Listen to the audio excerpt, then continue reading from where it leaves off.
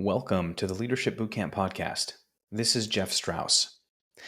I had a conversation recently with my colleague Jesse about company culture and how a large company tends to lose the type of culture that makes small companies feel special.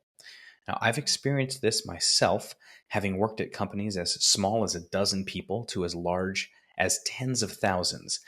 And I've been at companies that have experienced crises of culture, where company norms and expectations that were developed at a small scale significantly change or even evaporate as they scale up. My hope is that this episode gives leaders a better understanding of why certain factors are important to scaling culture and a playbook for how to normalize them so company culture becomes more than a bunch of slogans slapped onto a Zoom background. So culture is important. It gives a company a vocabulary that permeates through work and interactions being conducted on a daily basis. I'll share an example from a time I worked at the company formerly known as Twitter years and years ago. I worked closely with the information security team responsible for keeping Twitter data secure.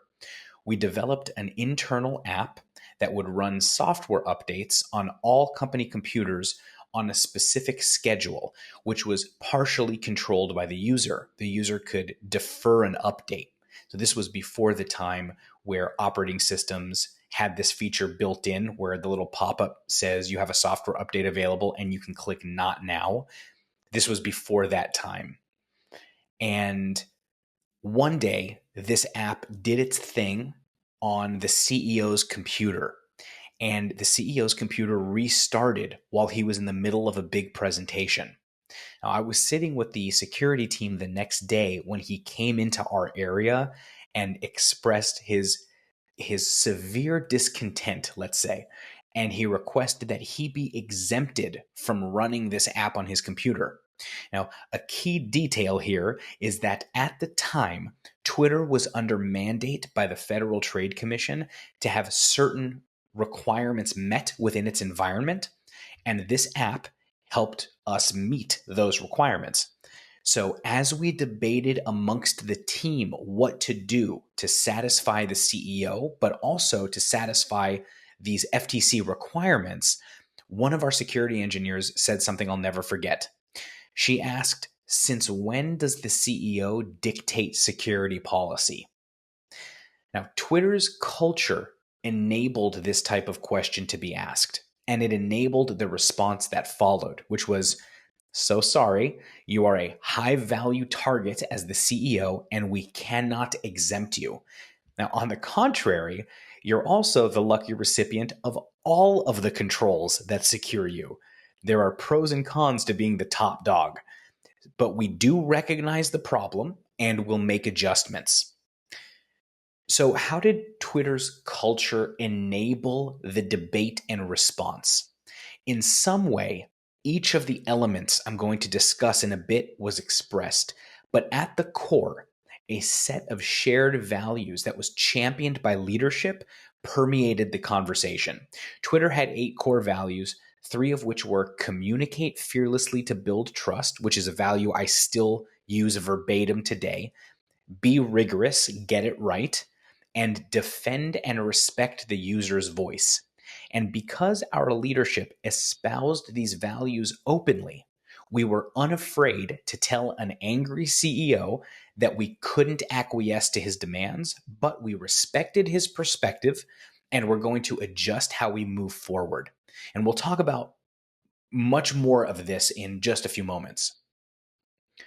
So across decades of research on the topic of company culture, the consensus is clear. Culture will not naturally scale. It must be deliberately cultivated, and there are systematic ways to cultivate it. Intentional leadership behaviors and visible systems like engagement surveys, recognition programs, and transparent communication help embed values in an organization as it scales up. But these behaviors require active engagement, not just lip service, and they require sacrifice.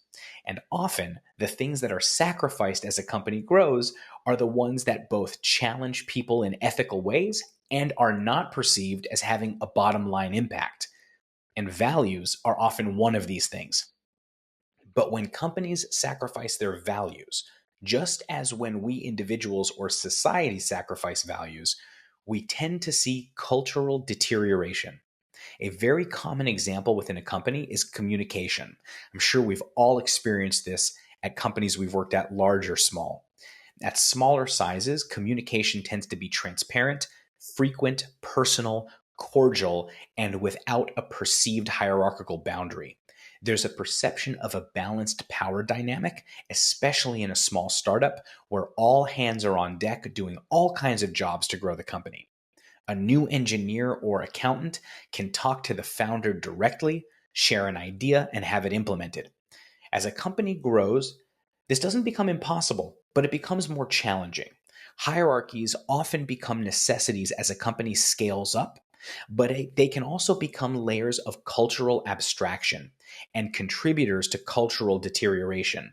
Unless rigorous expectations of cultural norms are in place and expected even at the highest levels, culture won't trickle down through these management layers effectively and can manifest as toxicity.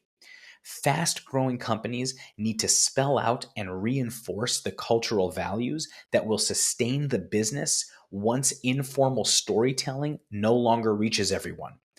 Culture isn't a line on the balance sheet, and investors and shareholders, along with company leadership, often fail to understand how deeply incorporated company culture is to performance. The research on that goes back decades and it's clear as crystal. And I've done other podcast episodes and videos in my lecture series about that, which you can find on my website, leadershipbootcamp.com. Now, before we go any further, I should probably state the very obvious that, quote, culture can be both good and bad. There are toxic company cultures. This episode is not about those. When I talk about culture, I'm talking about the environment, behaviors, and norms that improve employee well-being and the business as a whole. So, how is culture maintained as a company grows? Now, according to the research, there are broadly 4 key elements to scaling culture: through leaders who articulate and embody values, with communication strategies that reinforce shared beliefs, through structural adaptations that align employees with established norms, and with investment in reflection. Now, in the Twitter example, our leadership, starting with the CEO, spelled out and reinforced values, which became more than slogans. They became how we worked. Culture is built behaviorally, and behavior that is modeled is behavior that is emulated, especially when that behavior is modeled by leadership. And modeling that behavior in public forums is important. Visible leader rituals that reinforce culture help it move beyond folklore and into actual practice. Leaders go first, and they should take every opportunity to model cultural values. Now, executives at Twitter hired for cultural values and restructured leadership teams to align with them, sometimes replacing leaders who did not model openness, trust, and a commitment to culture. If you've ever been at a company where a leader's behavior was antithetical to the company's values, you know how damaging that can be. Leaders who embody and articulate core values build trust and are able to counter the challenges of rapid growth through an accumulation of goodwill vis-a-vis organizational citizenship behaviors, like providing support for their teams and peers through successes and failures, rewarding judgment even if the outcome is undesirable, and enabling personal and professional growth. And these organizational citizenship behaviors need to be communicated as well as modeled, which takes us to the second key element: communication strategies that reinforce shared beliefs. Storytelling, rituals, and structured communications reinforce shared values and unite employees. Storytelling is one of my favorite ways to codify values and strengthen unity on my teams. So I'll share a brief story. This happened maybe a year and a half or so ago at the time of this recording. One of my teammates made an error that caused he and the others on my team a couple hours of extra work. Now, thankfully, we're not saving lives, we're saving PDFs, and the impact was far from catastrophic. Nonetheless, my teammate was being really hard on himself And on a team meeting later that week, I could tell he was beating himself up. So we scrapped the meeting for that day and instead went around the Zoom sharing horror stories from previous jobs. I started with a time that I deleted data and it took me nearly 48 hours straight on the phone with support to recover it. And I had to face the entire staff by making an announcement of my blunder. In terms of impact, it was probably a fireable offense, but my boss didn't yell once. He supported me through recovery and mentored me after the fact, and he remains a good friend to this day. As we went around sharing our stories, I saw my teammates' mood lighten. At the end of our meeting, while he was not feeling like a new man, the support we showed him as a team not only uplifted him, but brought our team closer together. It reinforced that mistakes are learning opportunities and that we're all here to support each other. In fact, true story, just the other week, I clicked a button that caused quite a bit of extra work for my team. I owned up to it immediately. I committed to being more thorough. I apologized profusely to my team, and I offered to take any additional work off their plate related to my mess. Now, although they still poke fun of me in sometimes not so subtle ways, they were gracious, understanding, and not upset, at least to my face. It's because we openly talk about and model our values that our team can operate in this really healthy, blameless way. Now, more structured communications like employee engagement surveys, town halls, all hands meetings, and open forums where leaders encourage employees to ask tough questions about what matters make a big impact because it allows great leaders to translate purpose into emotionally resonant narratives that link work to a shared vision. As companies expand, it can become difficult to codify stories that embody values. So opportunities like all hands, onboarding sessions, or even leadership training can help ensure that emotional consistency.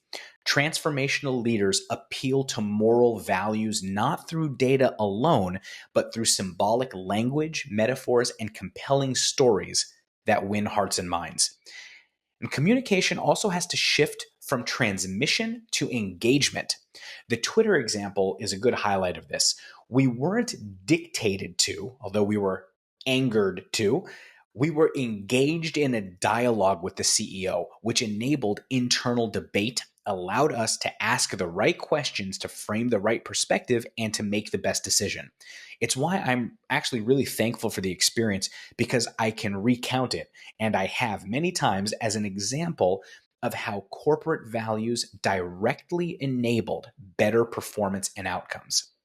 Another reason I like the example is because the CEO, whom I should name as Dick Costello, one of the best leaders I've ever worked for, was an emotionally intelligent communicator. He was angry, yes, but he wanted a discussion. And he actually later apologized for his frustration, which personally I did not think he needed to do.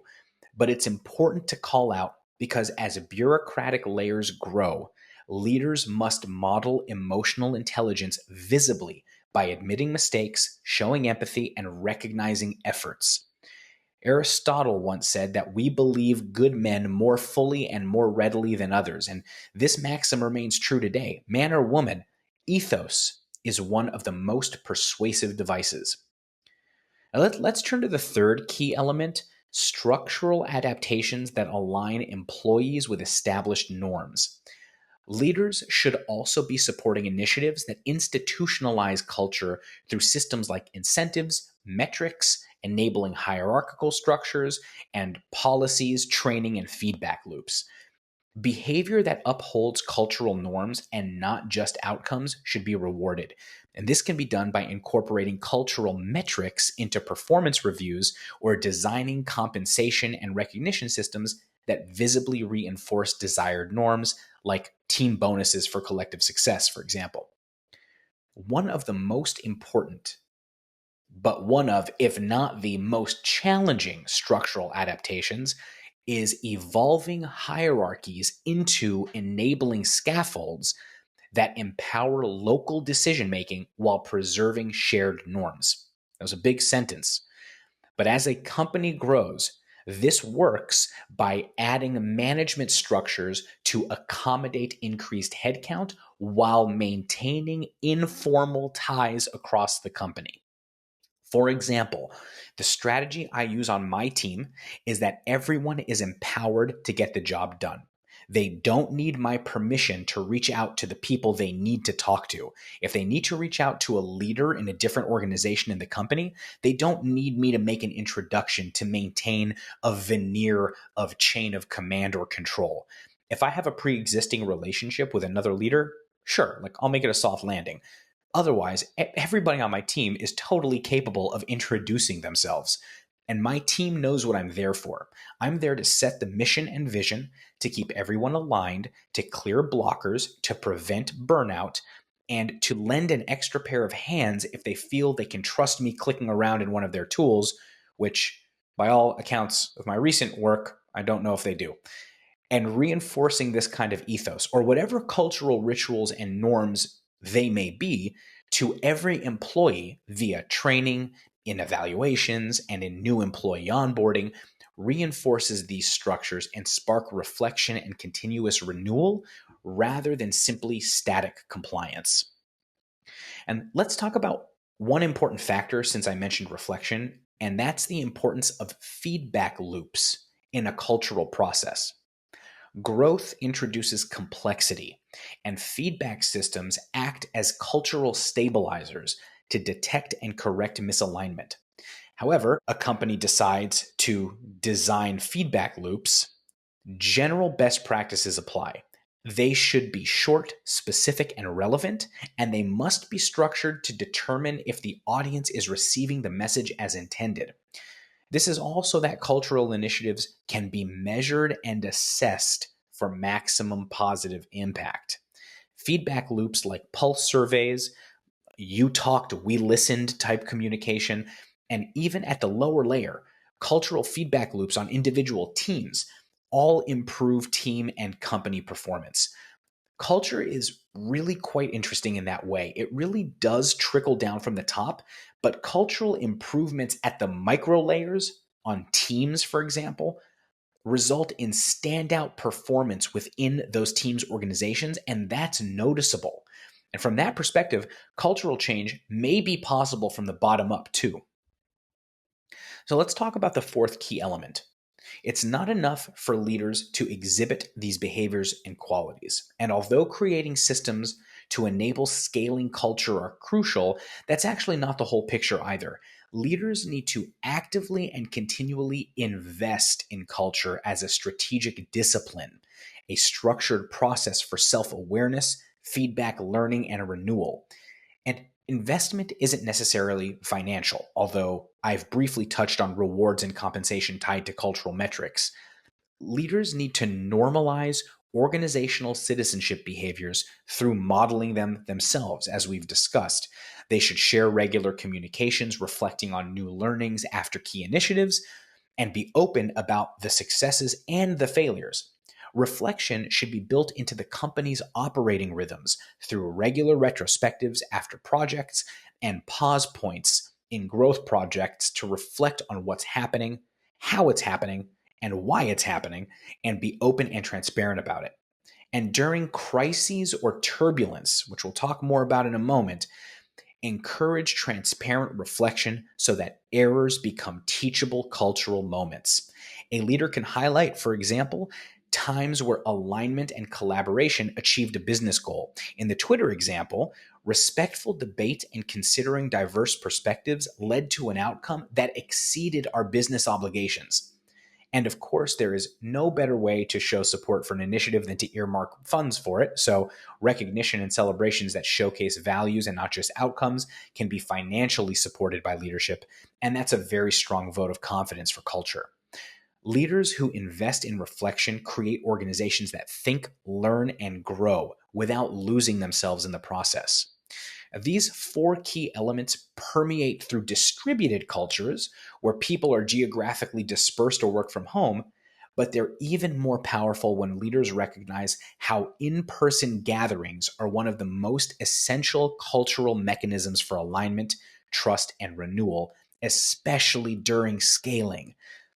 Digital tools can amplify culture, but physical gatherings are where people feel it and where shared values turn into collective energy. In-person gatherings counteract depersonalization by rebuilding trust through physical presence and shared emotion, and effective leadership depends on the ability to connect to others, and through that connection, to guide, direct, motivate, and inspire. The Twitter example I shared includes one important aspect we haven't touched on yet, and that's physical presence. Dialogue, debate, persuasion, connection, these are interactions that thrive on physical presence. We were physically in an office when we had that discussion with the CEO. And as organizations grow, ritualized gatherings like annual company meetings or team offsites become symbolic carriers of culture that promote emotional continuity even as organizational structures evolve. Physical gatherings bridge silos and sustain informal ties across the company and enable not just leaders, but everyone to build positive reputations, improve professional appearance, and learn to communicate more effectively. In-person gatherings also facilitates serendipitous or non-formal learning, where new skills, knowledge, or traits can be developed through interactions with peers because physical proximity supports collaborative learning. And company growth breeds distance either along geographical lines or psychological lines or even emotional lines. And periodic physical reconnection prevents cultural amnesia and fragmentation. Okay, we've talked about all of these interesting and powerful ways to build culture, but let's talk about one of the major elephants in the room regarding culture, and it is a particularly worrisome trend happening in the age of AI: layoffs. Layoffs are one of the most dangerous inflection points for culture. Trust, belonging, and psychological safety can evaporate if leaders fail to communicate with clarity, empathy, and most importantly, integrity. Layoffs handled poorly convert organizational anxiety into cynicism, and it's very easy for this emotional contagion to spread, especially because negative emotions tend to spread much more quickly than positive emotions, and they're much harder to change. When people are afraid and uncertain, learning and innovation stall because people become much more pessimistic about the potential for positive transformation. There's an interesting hypothesis called the threat rigidity hypothesis, and it suggests that under a perceived threat like layoffs, people become rigid, they stop experimenting, and they default to self-protection instead of collaboration. When terminations are mishandled, it teaches the organization that loyalty is unsafe, which replaces psychological safety with quiet compliance. Now, across the research, the prescription for how to handle layoffs is consistent. Leaders must communicate with empathy, transparency, and a continuity of values. Leaders should deliver difficult news themselves, in person or live, with clear rationale and compassion. They should not delegate accountability for the decisions to exit somebody. They should tell the whole truth and not just the business case, the rationale, the why behind decisions, but also the what now needs to be transparently communicated. And crucially, during and after layoffs, culture must be preserved and rebuilt by reconnecting employees who make it through layoffs to purpose through recognition, communication, and involvement. Failing to actively reconnect remaining employees after a significant structural change, like a layoff, leads to fatigue, which is a breeding ground for more cynicism and fear. And one of the most important qualities of leadership is one of the most important rituals after a layoff: reflection. Reflection converts pain into learning. Leaders should open dialogues about what happened and what can be done better next time. Trusted leaders own mistakes and learn publicly. Handled with honesty, humility, self-awareness, purpose, and integrity, layoffs can test and even strengthen culture. But handled poorly, they don't just shrink headcount, they shrink the soul of the company. Ultimately, leaders shouldn't let values live apart from the business. It's true that if businesses eschew their values as they scale, or perhaps replace those values with targets like revenue or active users, they can still be successful. I'm not suggesting that an organization without a values-driven culture can't be successful, because that's not the case. In fact, businesses with toxic cultures can be financially successful, and there are lots of examples of those. But there is a cost that's associated with that kind of success, which typically comes in the form of burnout by employees, attrition by employees, or public opinion. Even if a company is willing to accept that cost to grow, damn the consequences, it's worth stopping to consider that if growth is happening without a culture or with a bad one, with a minimal investment in a positive culture, how much better the outcome could be. For those leaders who struggle to balance intuition or emotional intelligence with the data, consider that the data on how employee well-being and culture drive performance is clear and has been reinforced in study after study for decades. The better the culture, the better the performance. Please like, share, and subscribe if you're interested in this type of content and you find it useful. You can find much more content on leadership and organizational behavior on my website, leadershipbootcamp.com. Thank you so much for listening to this episode of the Leadership Bootcamp Podcast. I hope you join me next time.